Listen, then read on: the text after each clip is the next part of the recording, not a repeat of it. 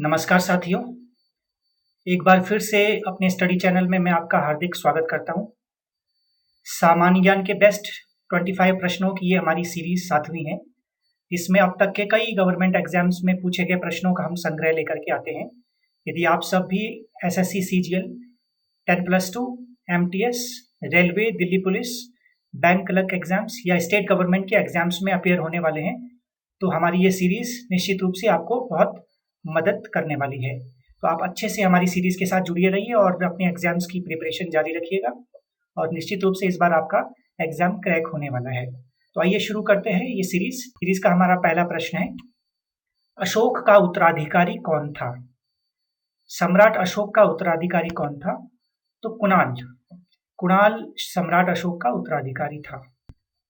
दूसरा प्रश्न है, मेगस्थनीज ने भारतीय समाज को कितनी श्रेणियों में बांटा था? मेगस्थनीज ने भारतीय समाज को 7 भागों में बांटा था। आपको बता दें कि मेगस्थनीज यूनानी राजदूत था जो कि चंद्रगुप्त मौर्य के राज दरबार में आया था और सेल्यूकस के पराजित होने के बाद सेल्यूकस ने उपहार स्वरूप मेगस्थनीज को चंद्रगुप्त मौर्य के दरबार में भेजा था और मेगस्थनीज ने इंडिका नाम का एक ग्रंथ भी लिखा है। तो उनके अनुसार मौर्यकालीन समाज 7 भागों में बटा हुआ था। तीसरा प्रश्न है, पाटलिपुत्र में स्थित चंद्रगुप्त का महल किसका बना था? तो पाटलिपुत्र में स्थित चंद्रगुप्त का महल लकड़ी का बना हुआ था। चौथा प्रश्न है, यह किस अभिलेख से पता चलता है कि चंद्रगुप्त का प्रभाव पश्चिमी भारत तक फैला था? तो जूनागढ़ अभिलेख से मालूम पड़ता है कि चंद्रगुप्त का प्रभाव पश्चिमी भारत तक फैला हुआ था। जूनागढ़ अभिलेख जो कि गुजरात में है। पांचवा प्रश्न, वह कौन सा अभिलेख है जिसमें अशोक ने स्वयं को मगध का सम्राट बताया? तो भाब्रू स्तंभ अभिलेख में अशोक ने स्वयं को मगध का सम्राट बताया है। छठवां प्रश्न है, अशोक के किस अभिलेख में उसे अशोक लिखा गया है? अशोक का मास्की अभिलेख में उसे अशोक लिखा गया है। सातवां प्रश्न है, श्रीनगर की स्थापना किस मौर्य शासक ने की? सम्राट अशोक ने श्रीनगर की स्थापना की। आठवां प्रश्न है, किस ग्रंथ में शूद्रों के लिए आर्य शब्द का प्रयोग किया गया है?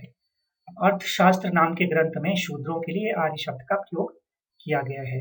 अर्थशास्त्र नाम का ग्रंथ जो कि कौटिल्य ने लिखा है। कौटिल्य के दूसरे नाम चाणक्य और विष्णुगुप्त भी है। ये अर्थशास्त्र नाम का जो ग्रंथ है ये राजनीति पर आधारित है,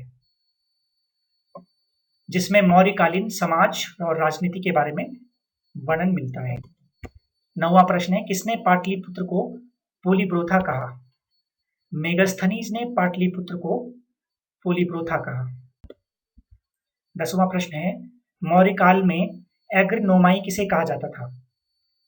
सड़क निर्माण अधिकारी को एग्रनोमाई कहा जाता था। 11वां प्रश्न है, किस श्रीलंका के शासक ने अपने को अशोक के आदर्शों के हिसाब से ढालने की कोशिश की? श्रीलंका के राजा तिस ने स्वयं को अशोक के आदर्शों के हिसाब से ढालने की कोशिश की। अगला प्रश्न है, किस जैन ग्रंथ में चंद्रगुप्त का जैन धर्म अपनाने का उल्लेख है? जैन ग्रंथ परिशिष्ट पर्वन से मालूम पड़ता है कि चंद्रगुप्त मौर्य ने अपने जीवन के अंत में जैन धर्म स्वीकार कर लिया था। 13वां प्रश्न है, भारत से बाहर अशोक का किस देश में अभिलेख है? भारत से बाहर सम्राट अशोक का अभिलेख अफगानिस्तान में मिलता है। 14 प्रश्न है, किस स्थान से अशोक के स्तंभ के लिए पत्थर लिए जाते थे? चुनार जो कि उत्तर प्रदेश में है से अशोक के स्तंभों के लिए पत्थर लिए जाते थे। 15वां प्रश्न है, भारतीय लिखने की कला नहीं जानते, किसने कहा था? मेगस्थनीज जो कि चंद्रगुप्त मौर्य के दरबार में रहता था, उसने कहा है कि भारतीय लिखने की कला नहीं जानते थे। 16वां प्रश्न है, किस शिलालेख में अशोक ने लिखा है कि मैं चाहे घर में कहीं भी रहूं, मेरे महामात्य मुझे सार्वजनिक कार्य के लिए संपर्क कर सकते हैं? तो अशोक ने अपने 6वें शिलालेख में लिखा है कि यदि वे कहीं भी रहें, उनके महामात्य सार्वजनिक कार्यों के लिए उनसे कभी भी किसी भी समय संपर्क कर सकते हैं। 17वां प्रश्न है, विष्टि किसे कहते हैं? विष्टि किसे कहते थे? तो बेगारी यानी बिना वेतन के काम करने को विष्टि कहा जाता था। 18वां प्रश्न, मौर्य कला का सबसे अच्छा नमूना कौन सा है? तो मौर्य कला के सबसे अच्छे नमूने स्तंभ लेख हैं, स्तंभ कला। 19वां प्रश्न, सातवाहनों ने पहले स्थानीय अधिकारियों के रूप में किसके अधीन काम किया था? सातवाहनों ने मौर्यों के अधीन सबसे पहले स्थानीय अधिकारियों के रूप में कार्य किया था। 20वां प्रश्न, कुषाण काल में सबसे अधिक विकास किस क्षेत्र में हुआ था? कुषाण काल में सबसे अधिक विकास वास्तुकला के क्षेत्र में हुआ था। 21वां प्रश्न, किस चीनी जनरल ने कनिष्क को हराया था? सम्राट कनिष्क, जो कि कुषाण वंश के प्रसिद्ध शासक रहे, उनको चीनी जनरल पेन चाओ ने पराजित किया था। 22वां प्रश्न, उत्तर तथा उत्तर पश्चिमी भारत में सर्वाधिक संख्या में तांबे के सिक्के किसने चलाए? कुषाण वंश के शासकों ने उत्तर पश्चिमी भाग में और उत्तर भारत में सबसे अधिक तांबे के सिक्के चलाए। 23वां प्रश्न है, किस अभिलेख में चंद्रगुप्त मौर्य और अशोक दोनों का उल्लेख किया गया है? जूनागढ़ अभिलेख में चंद्रगुप्त मौर्य और सम्राट अशोक का उल्लेख मिलता है। 24वां प्रश्न, प्राचीन भारत में किसने नियमित रूप से सोने के सिक्के चलवाए? कुषाण शासकों ने सबसे अधिक और नियमित रूप से सोने के सिक्के चलवाए।